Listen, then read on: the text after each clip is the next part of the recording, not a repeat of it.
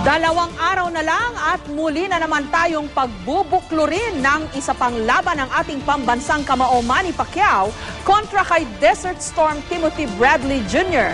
Mamayang madaling araw, oras dito sa Pilipinas, ang kanilang official weigh-in. Kaya hanggang sa mga sandaling ito, tuloy ang pagkukondisyon ng dalawang boksingero. Sa isang one-on-one interview, nagkwento naman si Pacquiao tungkol sa mga pagbabago sa kanyang buhay ngayon. May report si Chino Trinidad.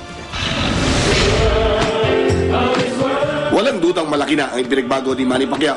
Saksi rito ang kanyang mga taga-suporta sa Amerika nang muli siyang ipagdasal ni Pastor Jeric Soriano para sa kanyang tagumpay at kaligtasan.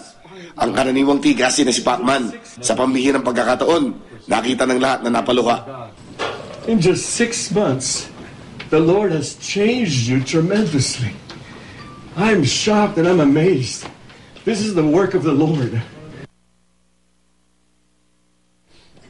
Pati ang kanyang asawa si Jinky, di napigilan ang pagtulo ng luha. Sa isang one-on-one interview, ikinwento ni Pacman ang mga naging pagbabago sa kanyang buhay. Ang Panginoon nag-ana sa akin. Nagbigay nitong lahat at siyang naglagay sa akin ngayon sa katayuan ko. Ano pa talagang pinagdaanan ni Manny Pacquiao na pinapagtibay siya ng ganito? Yung faith and belief sa Panginoon na we can survive kahit nasa kahirapan, na hindi kami nag-give up, hindi kami gumawa ng kalukuhan kahit nasa kahirapan, kahit nasa hirap ng buhay namin, hindi kami nangdadaya, hindi kami nanluloko ng tao, hindi kami nagnanakaw. Talagang nagsisikap kami na makakain at nagdadasal. Ang dami pang pagdadaanan ng isang Manny Pacquiao. Ngayong susunod, ano ang nagiging gabay mo? Ang prayer ko sa Panginoon is lagi niya akong bigyan ng wisdom and knowledge to understand His Word.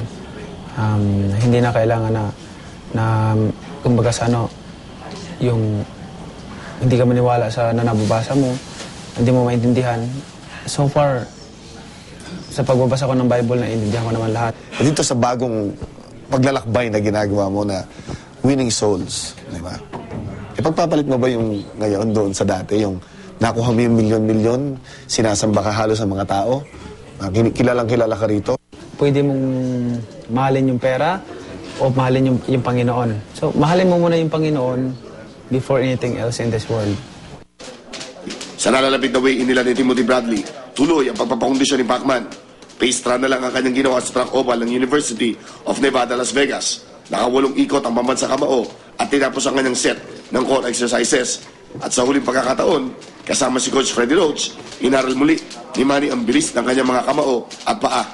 Pinakakaingatan kasi ng Team Pacquiao ang pagsulpot muli ng hinihinalang leg cramps na nakapigil sa tamang pagkilos ni Pacman sa kanyang huling dalawang laban.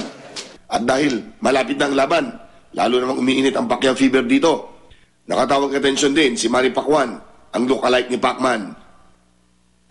Tuloy rin ang pagdating ng mga bisita at well-wishers, kabilang na sina Brother Eddie Villanueva at ang filang boxer na si Ana the Hurricane Hulaton na naniniwalang mapagtatagumpayan ni Manny ang kanyang laban.